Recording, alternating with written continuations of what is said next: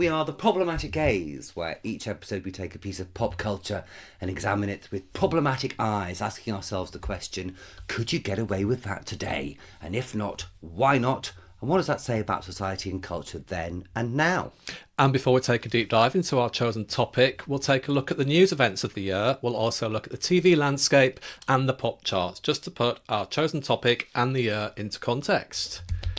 Hooray! Right, you know what I forgot to do before we started? So I'll do it now for the benefit of everybody else. Clap. Got to clap. Clap. Got to synchronise the sound. Can't get this down. And the camera. Yeah. As we say in the biz. Just before we do anything else, Alexa, put Snickers on the shopping list. I added Snickers to your shopping list. Why, pray? Why are you making a point about Snickers? Do you remember Double Decker Gate? Yes. A few weeks ago. Yes. You've just had the last of the Snickers. But I left the double decker in the cupboard specifically because of Double Decker Gate. I can't do anything right around here. I can't do anything right. I'm a little bit annoyed because he ate chocolate just before we were just due to go live, which anyone in the biz knows, as a performer, never eat chocolate before you're about to do a audio show. I'm just putting it out there. That's all I'm saying. Are you saying if the quality's compromised this episode, that's why? Well, I'm just going to have to do a lot of mastering to enhance your voice. It's just a lot more work for me. I'm going to put out that I've also got the tail end of a cold. So I'm a little bit snotty, a little bit nasally. Plus you've had some chocolates. Crash on. I love him, really. Yes, let's crash on. Okay, so this is going to be a game of two halves, really, this episode, isn't it? Why, pray? Well, because we're going to try and make the first half of it fun. Because the second half is all about... the war game. Oh, okay, the war game was supposed to be broadcast in 1965 as part of the Wednesday Play for Today slot, was banned by the BBC, I think the day before it was pulled from the schedule because it was supposed to be too disturbing for the country. And because it depicts a nuclear attack on the town of Rochester, by the time it's finished, Rochester in Kent. And there's only one word to describe it, isn't it? Grim. Doesn't go well. It does not go well. Does not go well. If anyone's seen our episode on Threads, or has indeed, if you're people of a certain age like we are, Threads was kind of, running through our childhood as this grim, post-apocalyptic nightmare film. And this is a precursor to that. Came out 20 years earlier.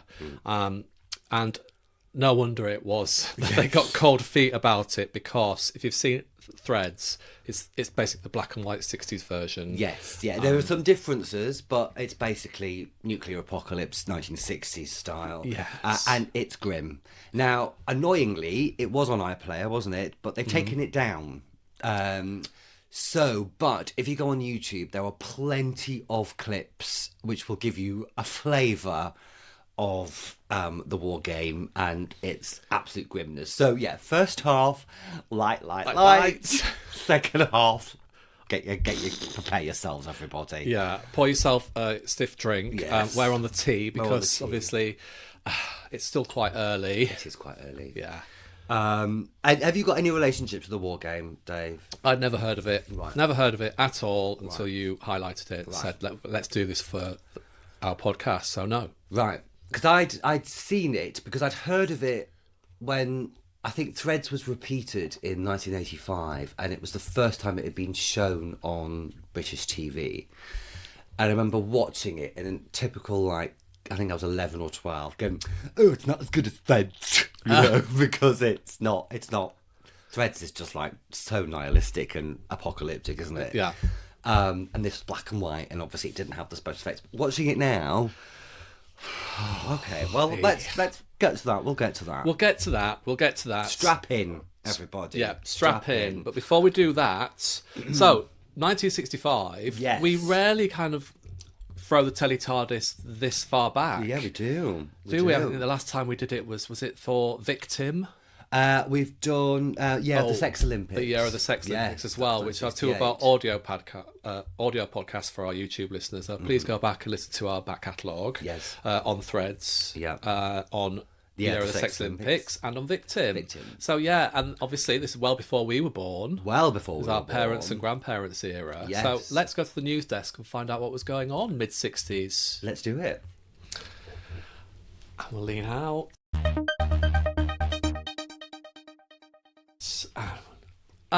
Here we are at the news desk. That walk seems to be getting easier. It does. Actually. It does. Seems to be getting a bit I smaller. think they've moved the week. news desk closer to the main desk. So Thankfully, PG1. Right. News events of 1965. Let's kick off, Dave. So, quite a huge one, actually. On the 24th of January, Sir Winston Churchill dies, aged 90, at his home in London. And on the 30th of January, thousands attend a state funeral in London. During the 3 days of lying in state, 321,000 people file past his body in Westminster Hall. I wonder if Holly and Phil were there. Probably pushing in. Yeah, and the funeral procession travels from Westminster Hall to the service at St Paul's Cathedral, attended by Queen Elizabeth II, Prime Minister Harold Wilson, and representatives of 112 countries. Huge event, yeah. Huge event. I mean, it was a huge, significant figure, whatever opinion you have about Winston Churchill. You can't deny his impact. Yes, you can't deny his impact. So, yes. Gosh. It was so huge that the BBC schedule was pushed around that day. Was it? Was pushed off. Well, TV is kind of still in its infancy at this point, isn't it? Absolutely, it is. Absolutely. A lighter story. On the 11th of March, Goldie, who is a London Zoo golden eagle, is recaptured after 13 days of freedom. He's been basically flying around London, entertaining everybody. He spent most of the time in Regent's Park, which is next to the zoo, but he's also been up to Camden Town, doing a bit of shopping, Tottenham Court Road, Euston. His escape does enthrall the British public. Everybody's just like, come on, Goldie, you know. Thousands of people gather in Regent's Park to watch him trying to be caught by his keepers. Huge traffic jams as people watch, driving past the park. And yeah, he's recaptured on the 11th of March. I did read that he does escape a month later again. It's like... Goldie. He was probably annoyed at his name, his unoriginal name. Yeah. And he lives to 1985. As long as, and he's caught because I think he tried to kidnap a terrier. He's killed a duck already, and then he's basically trying to lift this woman's dog off, goes off with this woman's dog, and that's when they catch him. Do you know what? If that happened these days, they'd have police marksmen out and they'd have just shot him. Oh, bless him. Poor Goldie. He's just doing what comes naturally to eagles, really. And now they have, I think it's kestrels, isn't it, are living around Trafalgar Square and to stop the pigeons, to get all the pigeons away. So, yeah. When I was a director, often pigeons would come into the studio, so they'd bring the kestrel in, or the bird of prey in, to chase the pigeons off. Right. Because obviously you can't have wings flapping in the middle of a take if you're kind of in a unless kitchen. you're filming the birds. Yes, exactly.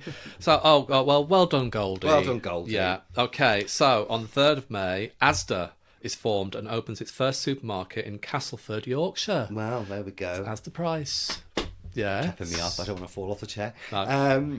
On the 17th of June, it's the London premiere of Frank Marcus's farce, The Killing of Sister George, at the Duke of York Theatre.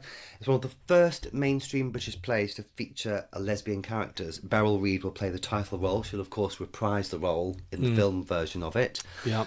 Just a little snapshot of how mores and tastes are becoming more liberal at this point. Yeah, we just had Victim a little while before this, 5 years before this. Yeah, so, homosexuality is kind of coming to the fore a little bit more. Obviously, still a long way to go, but the kind of little tiptoes, beginnings of it, becoming something that's a little bit more socially acceptable and stuff. And public opinion is that it is pretty much acceptable, but this is kind of like the media, the pop culture starting entering into that foray, daring to, risking... Okay.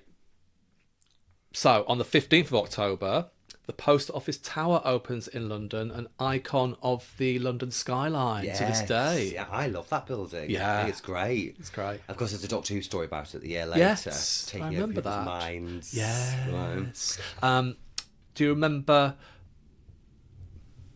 truck going past? Sorry, I'm a professional. I'm always listening out for the technicals as well as entertaining the nation. Do you remember when Noel Edmonds broadcast on Christmas Day from the top of the TV tower? I think so. Yes, and there used to be a restaurant up there, didn't there? That's right. I would love to have gone up there. Yeah, it revolved very slowly. So you get the whole panorama as you're having your... Oh, sounds great. Yeah. I did know somebody who went up there once back in the day and said it was fabulous. Yeah, I bet it was. Some grim news. On the 15th of October, also the 15th of October, 150 police officers are drafted in to search Saddleworth Moor for the bodies of up to 11 missing people, mostly children or teenagers, who are believed to be buried there. We know what this is about, don't we? The suspect in the murders is Ian Brady, who's charged with the murder of 17-year-old Edward Evans 8 days previously. His 23-year-old girlfriend, Myra Hindley, has also since been charged with the murder after being arrested on the 11th of October. The day after, on the 12th, police find a girl's body on Saddleworth Moor, identified on the 13th of that as 10-year-old Leslie Ann Downey, who disappeared on Boxing Day the previous year from a fairground in the Ancoats area of Manchester. So, Hindley and Brady, Moor's murders, this is absolutely the peak of it, isn't it? I mean, this is just still very fresh. You know, 7 days earlier he's been arrested. Yeah. Just obviously gripped the nation, but, you know... terrible crimes against children. Horrible. Obviously. I just literally last week watched a drama on it. It's on YouTube, starring Maxine Peake. Oh, yes. Yes, it was about 10 years ago, 10, 15 years ago it came out. Yeah. And that's just, obviously it paints the picture of life in a northern town at that particular point, in, you know, mid-60s. Very kind of bleak kind of outlook and everything. But yeah, anyway, let's move on from that. Okay, so on the 8th of November, there's two very important pieces of legislation come into effect. And the first is the abolition of the death penalty in the Murder Act, which suspends capital punishment for murder in England, Scotland and Wales for 5 years in the first instance. And then we've got, and then it replaces it with a mandatory sentence of life imprisonment. And then also on the same day, the Race Relations Act makes it a civil offence to discriminate in serving people in places of public resort on the grounds of colour, race, ethnicity or nationality, and creates the offence of incitement to racial hatred. So been going on in the 60s, I can't really understand why some people have a problem remembering that when they're sending out tweets or standing outside immigrant hostels, hotels.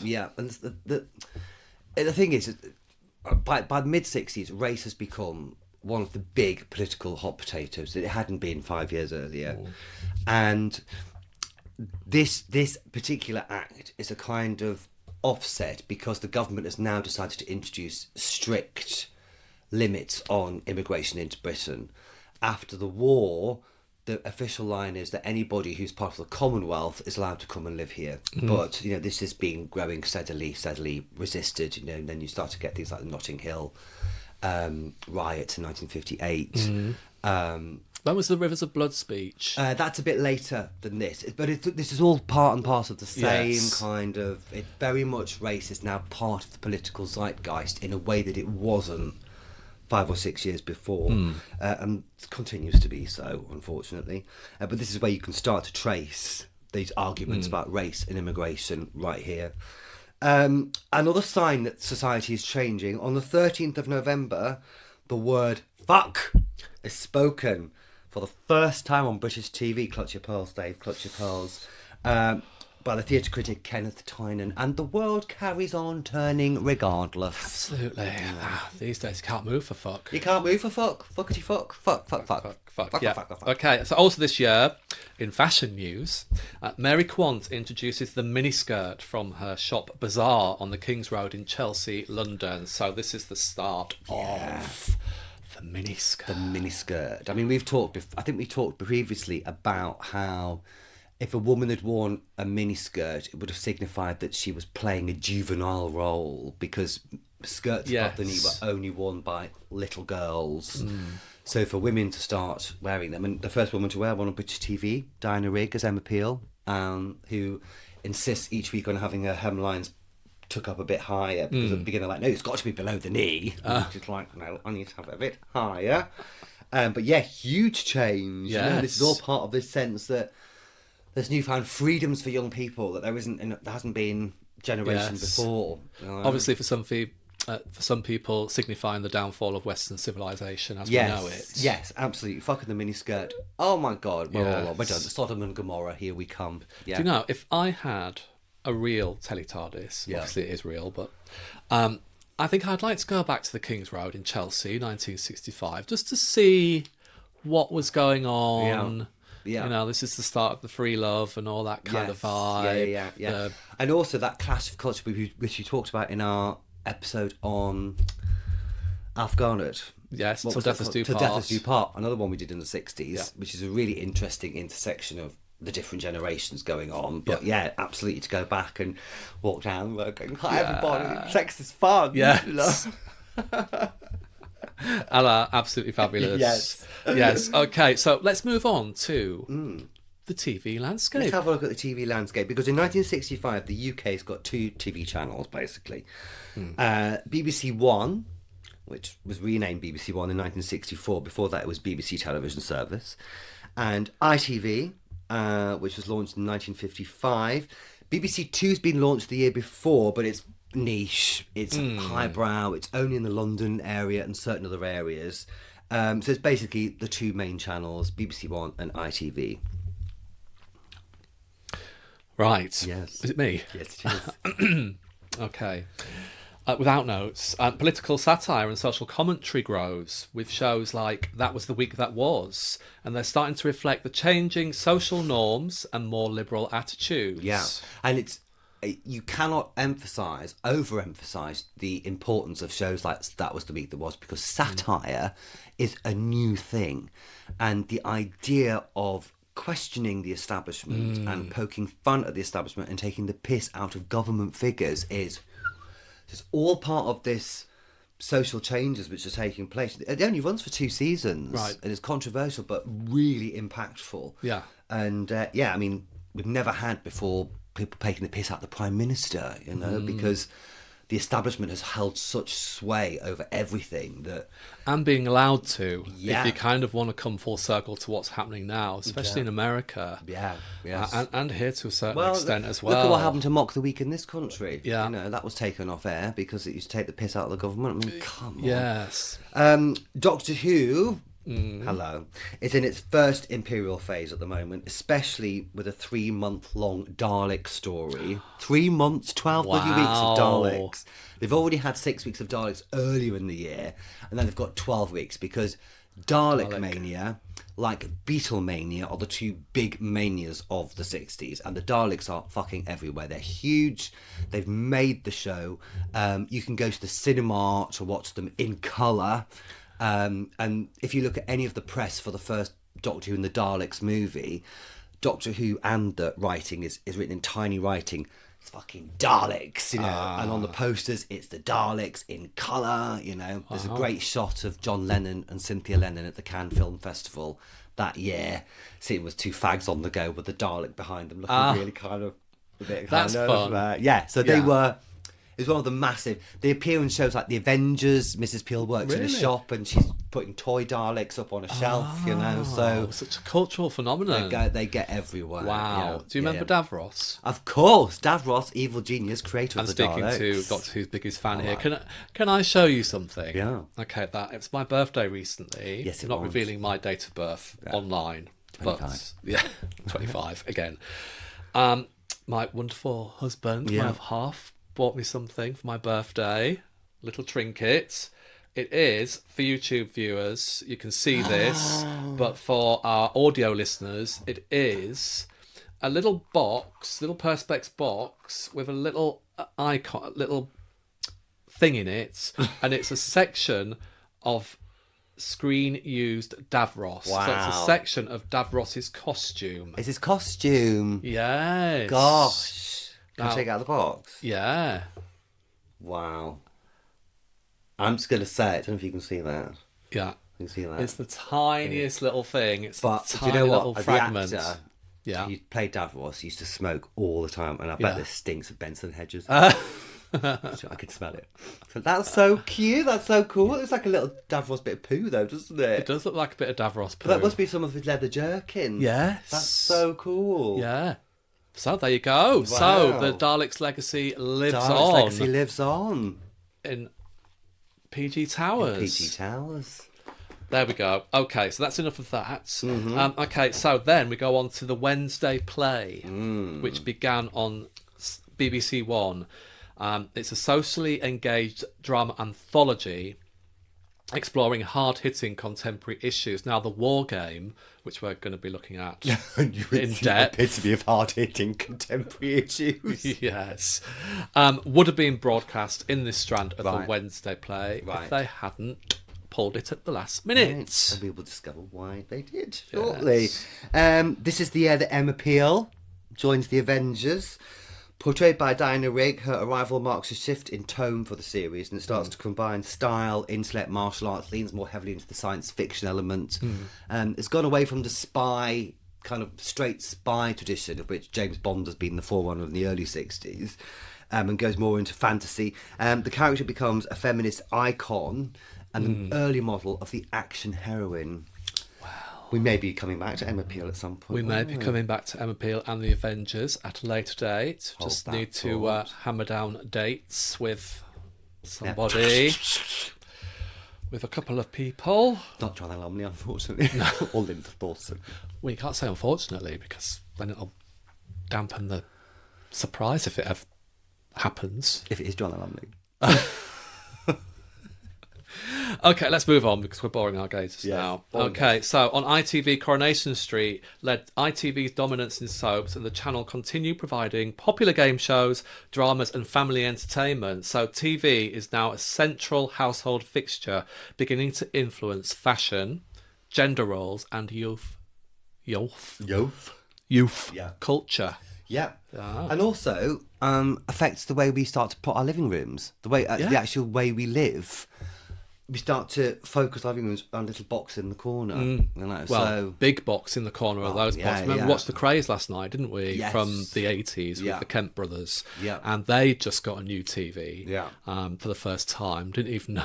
They thought they had to wait for it to get dark, for it to come on. Yeah, all that kind of stuff people did. Yeah, but it was a massive box, like massive proper kind of chest of drawers affair. Yeah, but that's because they had money then, you see. For most people, their screen would be like that big. Yeah. Snowy pictures, but incredible. Yeah, you know, absolutely. Okay, well, that was the year and the year in TV. That was fun. Should we have a look at the top 20 music charts for the week this was being broadcast? So this is the week of the 5th of August, 1965. Confidence level is very low on this one. Well, let's see, because there's some classics. Yeah, there's a lot of 60s that kind of stand the test of time, don't they? Yes. And also, this is going to give us a really nice taste of just the environment at the time, especially kind of King's Road style. Exactly. Obviously. Perhaps not in the provinces as much, but, Yeah. Songs are universal, aren't they? Well, let's do it. Okay, number 20, In the Thoughts of You, Billy Fury. Don't know that, but do you know this? Where was I? I used to come into West Hampstead from Borehamwood and Elstree a lot in my misspent early career, and just across the way, just the entrance to West Hampstead Tube Station, there's a little passageway called Billy Fury Way. Really? There's a big mural of Billy Fury. Really? So it was big, wasn't he, Billy Fury? Oh, yeah. Proper sex symbol. Yeah. Was he like British Elvis, I guess? Yeah, I suppose so. That was Shaking Stevens. Sorry to interrupt. Well, not wrong, though, to be fair. Come on, the pod, Shaky. Come on, Shaky. You know you want to. We're going to take a walk in the Black Forest with Horst Jankowski at number 19. Schwarzwald. Indeed. That's the only word I know in German. Yeah, I don't think we will be going the Black Forest, will we? No. Okay, number 18, Everyone's Gone to the Moon by, oh God, here we go again. There's got to be one, hasn't there? There's got to be one. Got to be one convicted sex offender in the charts or on some piece of media when we look back in time. And here we are. Who is it, Dave? Number 18, Everyone's Gone to the Moon, Jonathan King. Okay, let's just Cross over it. I haven't got time for sex offenders today. Number 17 is Gene Pitney with Looking Through the Eyes of Love. Gene Pitney, very famous at the Yes. time. See. Number 16, To Know You Is to Love You. Peter and Gordon. Right. That's a Madonna line you were singing? Yes, though, it isn't was. Yeah, Yes, fine. but yeah, I don't know who Peter and Gordon were. No, I don't either. Yeah. Number 15 is Summer Nights, Marianne Faithfull. I suspect not Summer Nights, Danny and Sandy Summer Nights, No. but a different Summer Nights. But I like a bit of Marianne. Okay. Talking of Elvis, Crying in the Chapel, Elvis Presley at number 14. Number 13, Tom Jones, With These Hands. I know what Tom's hands could do to me, darling. Yes. Listen and watch our It's a Knockout episode. It's a Royal Knockout if you want to get a further understanding of what Tom Jones does to Dr. Lee sexually. Okay, number 12. He's Got No Love by The Searchers. Don't know that one. No, the Searchers came to our school disco one year because one of the Searchers' daughters was in our sixth form. They did a little gig. They sang Needles and Pins. That was a big hit. Yes. It was the 80s, so it didn't seem that far away. Number 11, Sam the Sham and the Pharaohs with Woolly Bully. We know that one. Do we? Woolly bully, woolly bully. Okay. So I haven't just had a stroke. Don't I thought worry. it was a bullseye crossover, but there we go. Okay, number 10, I'm Alive by the Hollies. Okay. Number 9, Dusty. Come on. Dusty's there in the middle of nowhere. Great song. We know that one. Okay, number 8, there's There But For the Fortune, Joan Baez. Obviously, folk singer of the time. Yes, Spoke yeah. to the people. Yes, yeah. Number 7, Catch Us If You Can, the Dave Clark 5.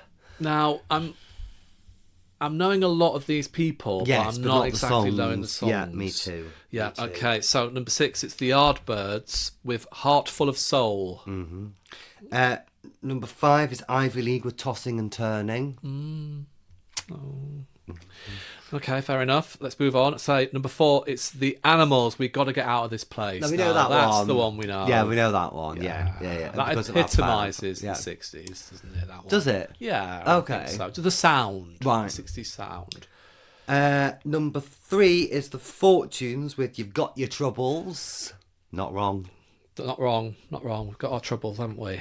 Number 2, Mr. Tambourine Man, The Birds. We know that one. That. Come on. Yeah. Come on. Okay. Number Number 1. one. Okay, this is either going to fall flat as a fart or it's going to be a stone cold banger. What do you think? I think it's going to be flat as a fart. Let's have a look. Oh, well, I mean, it's a big one, isn't it? It's a big It's one. a big one. It's It's a the big one. Beatles. Whatever happened to them? With Help. You know, I'm not as good as the Bananarama version. No, obviously, obviously not. You But they know. tried their best. They didn't tried. they? Yeah, they tried. Yeah. Oh, Oh, do you need help? bless me. That'll be Well, you know, as predicted, yes, a knew the mixed groups, bag. mixed bag. Sex offender, tick. Tick. Oh, couple of classics, tick. And the Beatles with help. Yes. Yes. You Yeah. can't get better than that, really, for the 60s. You can't can get better than that. Yeah. No. Good. Okay. Right then. Okay, gird your loins, gazers. Time to get because really depressed It's time. to play The war game. Would you like to give us a bit of information about the war game, Dave? I will. The War Game is a 1966 British pseudo-documentary film that depicts nuclear war and its aftermath. It was written, directed and produced by Peter Watkins for the BBC, and it caused dismay within the BBC and within government, and was withdrawn from the provisional screening date of the 6th of October 1965. The corporation said that the effects of the film had been judged by the BBC to be too horrifying for the medium of broadcasting. It will, however, be shown to invited audiences.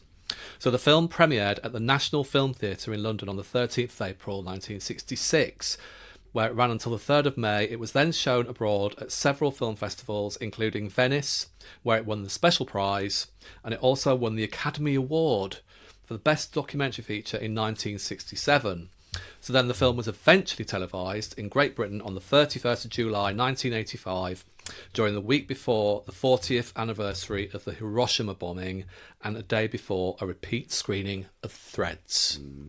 Gosh. So that's the environment that the War Games came out in. It's interesting, actually, before I do the synopsis, actually, because it's the anniversary of the Hiroshima bombings just last week. Yes, or the it week was. before, wasn't it? Yes, the 80th anniversary. Yes, and it seems like the lessons from that have just completely gone, haven't they? They don't have the same resonance as they did in 1985 at all.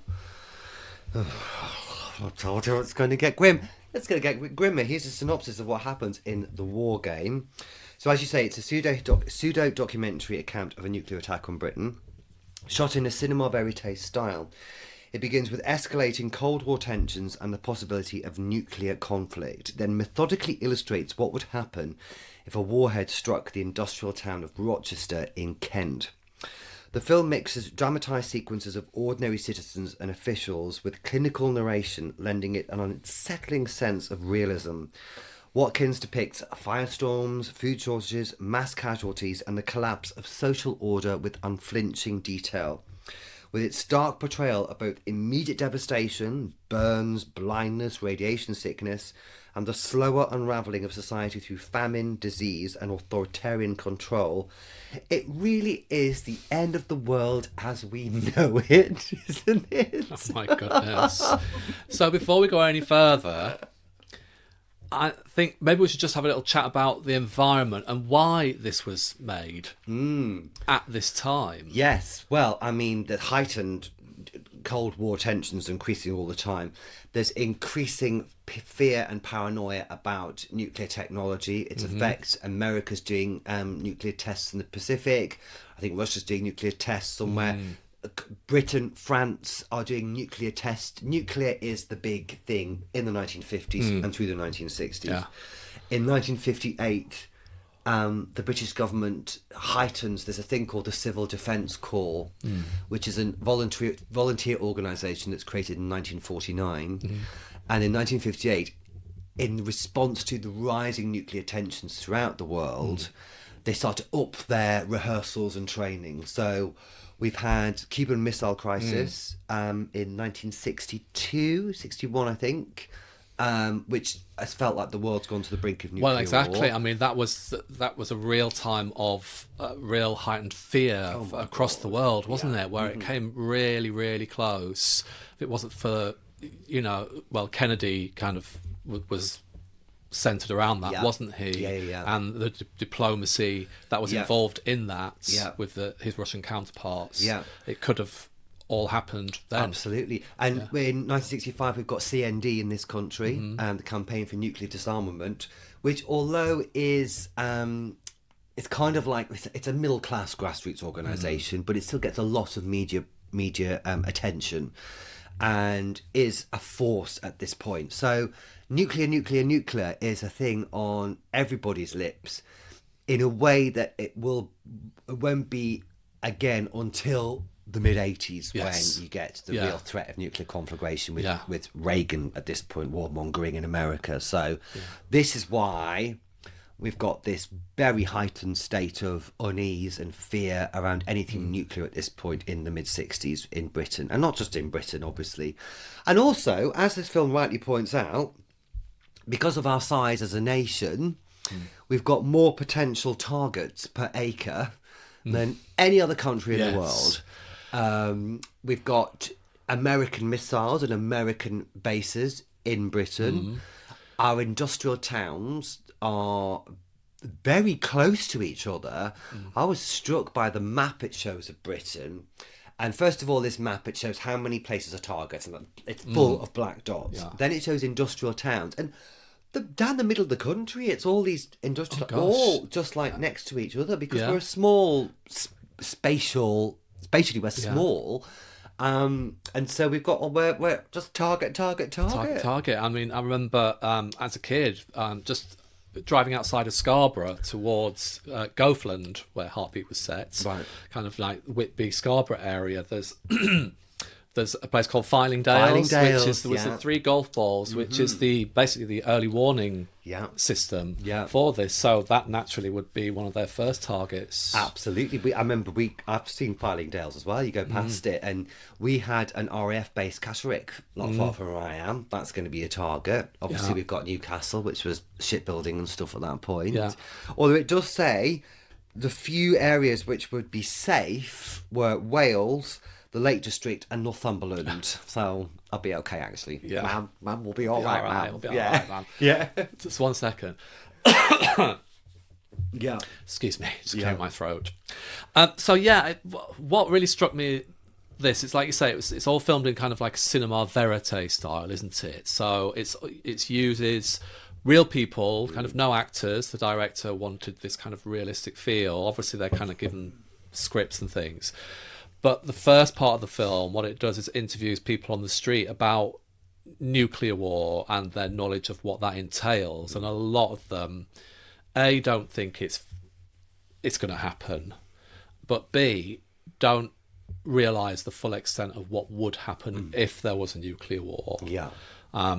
So it all starts off very innocently, doesn't it? And it kind of depicts these people on the street, and it's very good at depicting just everyday life, from people who live on terrace houses in towns to people who live in the countryside, all very ignorant of what's kind of going on around them. And they ask them about, do you know what's going on abroad? And basically they invent this scenario where there's Americans in Vietnam and the Chinese are kind of trying to enter Vietnam, so there's a kind of a conflict there. And it's Berlin as well. But so the noise is off, aren't they? Yeah, so as a response to kind of like the aggressions that America are showing China, Russia is getting busy with it, saying, okay, so if you continue to escalate that, then we're going to come and invade West Berlin, because obviously the Russians had East Germany at the time and East Berlin.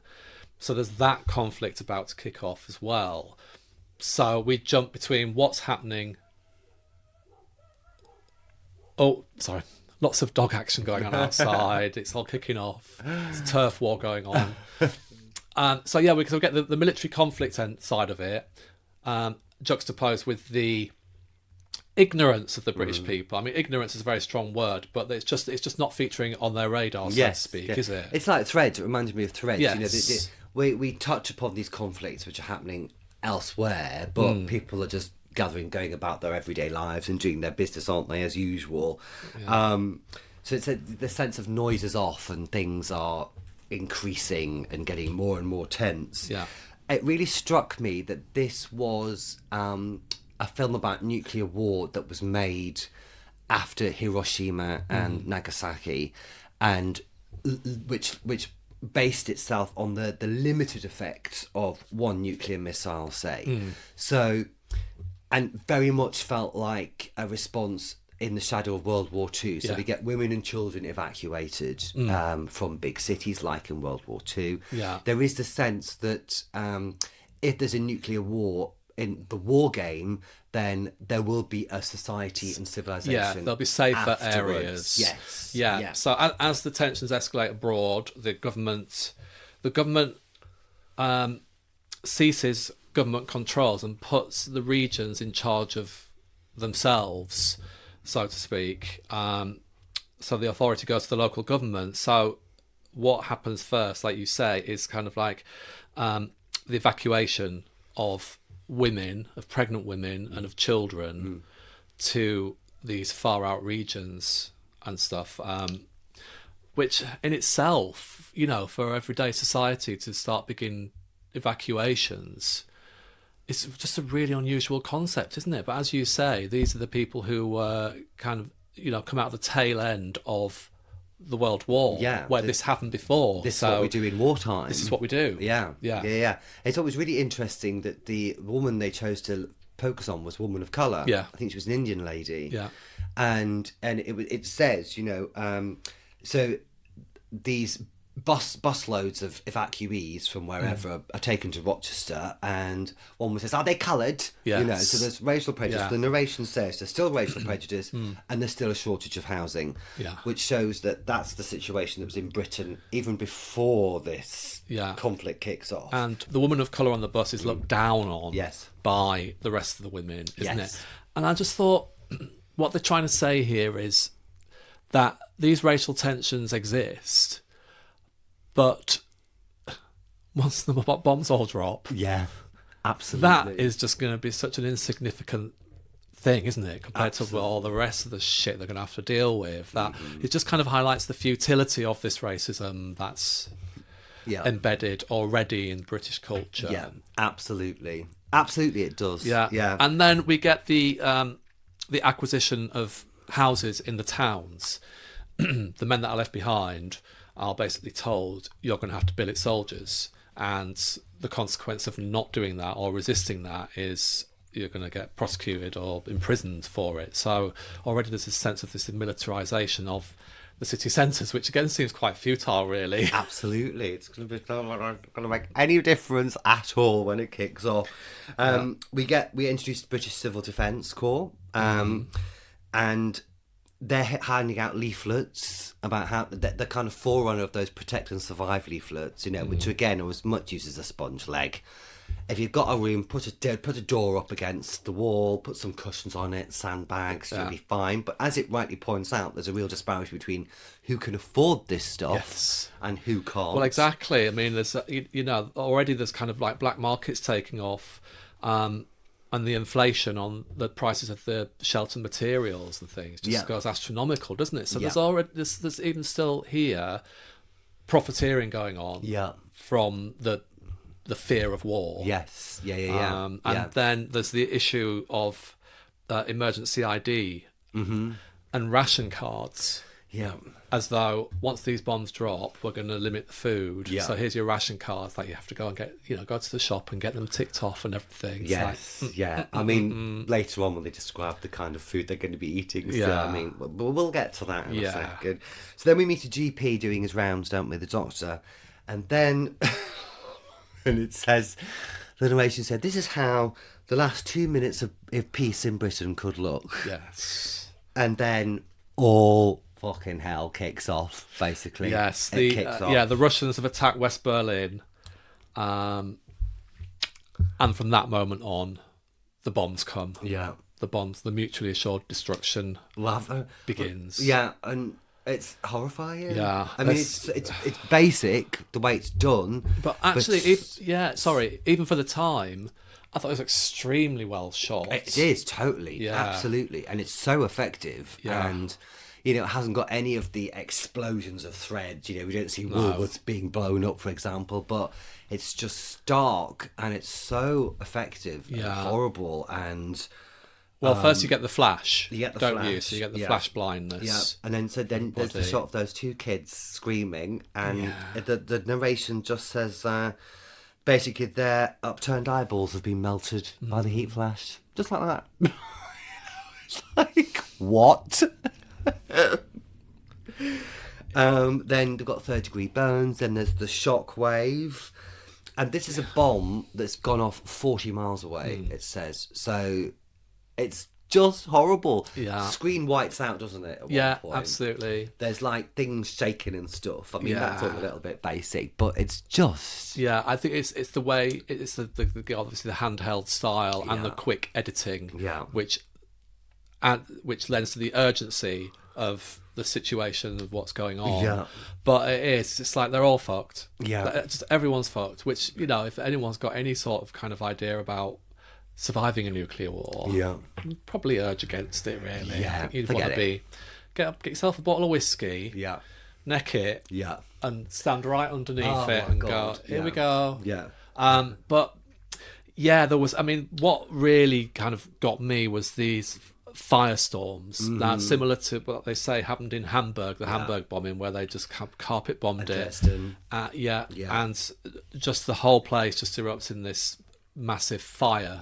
After the initial flash and the initial destruction of buildings, huge loss of life. They estimate up to 2 million Europeans are killed or injured immediately. Wow. Rochester is now 2 square miles of fire. It's just fire everywhere. So with the wind of the firestorm, the oxygen gets sucked out, and then you just see images of people just being suffocated, don't you? It's horrible. It's so grim.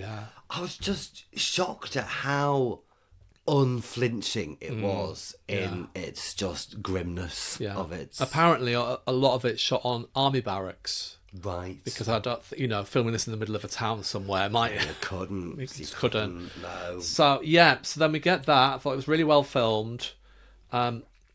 People are told to keep your bank saving books. Yeah. Again, this is the overhang of World War II. This is what they thought a nuclear war would look like. That there'd still be some kind of essence of society afterwards. That you still have your ID papers and your bank books. I mean, it's naive, isn't it? Well, it is. I wish I would say it was naive, charming, but it's not. It's No, just but I horrible. mean, it is what people would estimate. I wonder how much of that was the government, with the imminent threat of war looming, and people just trying to, their way of kind of reassuring people that don't worry. Yeah. Keep hold of your bank books. Build these shelters. We'll get through this kind of vibe, rather than saying you're all fucked. Yes, panic. absolutely. So it's just empty gestures, but a way of kind of pacifying the public. Yeah, that would make a lot of sense. I'm sure that Protect and Survive was as well. You Yeah. know. Oh, if there's a nuclear war, lie in a ditch. Yeah. You've got a chance of survival. Yeah, and then society just collapses, doesn't it? The whole thing just collapses. There's what he does then. He contrasts modern like vox pops of people, with opinions and stuff about what would happen afterwards, with images of just like people burnt and just the makeup is Makeup's astonishing. It's horrific, and then we talk about the fact that the police. Hospitals have to triage patients, with the worst patient just being taken outside and shot by the police, as happened in Dresden. There's a special room that they're put in, isn't there? Yeah. And it's just implied that if you get put in this room, then that's just a little stopgap until you get taken out and everything. It just all goes to tits, doesn't it? It really does. And then obviously society breaks down. There's food shortages. The food is kind of saved for the people who are trying to maintain law and order. So the police, basically, if you get caught entering into one of these trying to steal food, you're shot on the spot. But did you see the meal they had as well? Yeah. They thought they were going to be providing people with braised steak, sprouts, mashed potatoes, apple pie and custard. It was like in a little box, wasn't it? There was a little box of just dented tins that was just left out on the street, and it was just a free-for-all of people trying to get all this food. But then it ultimately kind of led to the public rioting and reacting and killing police and breaking into these food stores and things like that. Yeah. I did quite like, there was one moment which didn't make me chuckle, because by this stage I was like in the despair of that. But when at the hunger riots, the ladies all looked quite scrubbed, I thought, at that point. They had their two-piece suits on, their little kitten heels, and they're standing with the handbags like that. I thought that this is clearly the beginning of the day shooting at this bit. But yeah, it's just... It is. It's just... I mean, what makes this even more stark was the naturalistic acting. And I feel like if this had been broadcast on terrestrial television at the time before being pulled, it was a real stark contrast to what was on telly at the time, if you think, because her acting wasn't naturalistic on TV at this point. It was slightly heartened, stagey, clipped RP kind of voices. Apart from Coronation Street, obviously, which came, well, that kind of broke the mould, didn't it, with the northern voices and things. But this naturalistic acting, I think, is what's the most shocking about it. There's no kind of performative aspect to this at all. It's just what public we're used to. Absolutely. And also, but I thought it raised a really interesting point about human nature in general, about retaliation. That, with this whole mutually assured destruction, like if you throw all these bombs over at us, then you're going to get it as well. And that's basically what kind of keeps the status quo, isn't it? The fact that if you attack a country, you're going to get attacked back. So what's the point at the end of the day? But I thought it was, it really made me think about retaliation in general, about if something happens to you, your human instinct is to do it back. Whether it's in nuclear war, whether it's in a fight, or or what? Yeah. Planning permission on houses. Suddenly and things. taking your last Snickers bar, maybe. Exactly. Well, I had my human instinct was to retaliate there and publicly Batter me. humiliate you. And that was just because it was funny. It wasn't any kind of aggression there at all.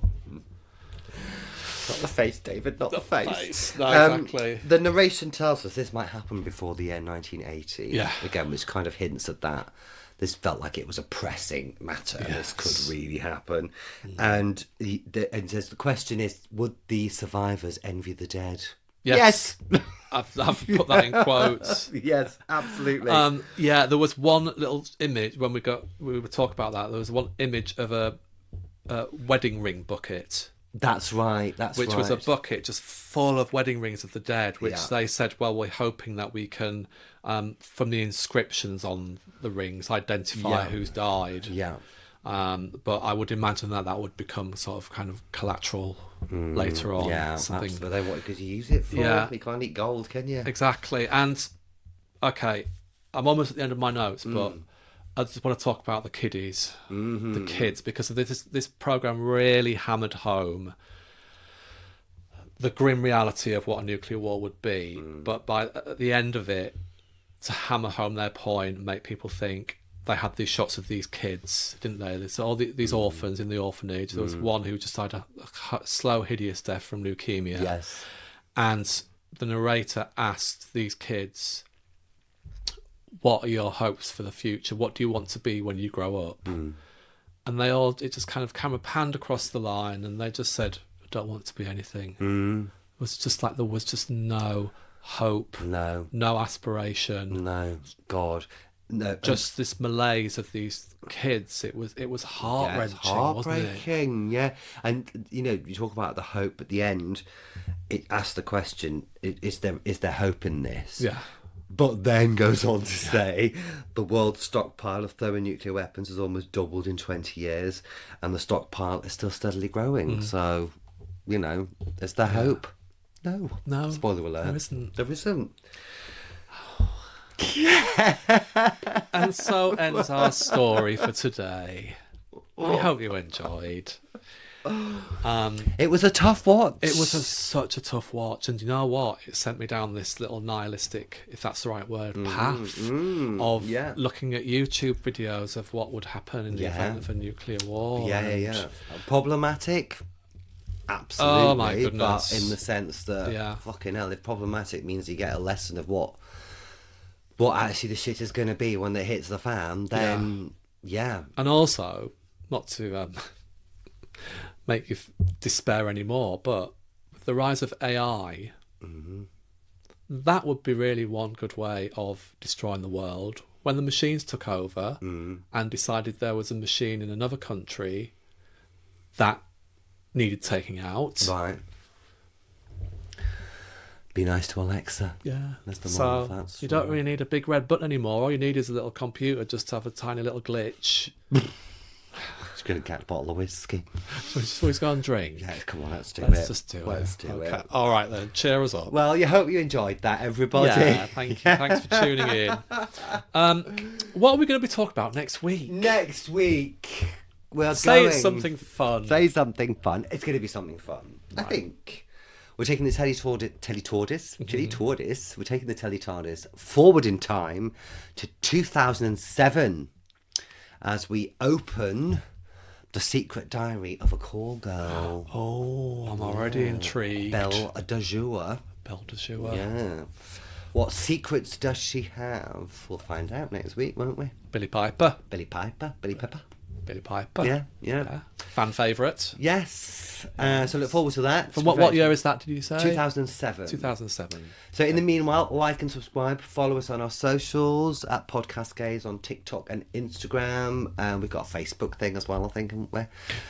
So just cross over that. Yeah.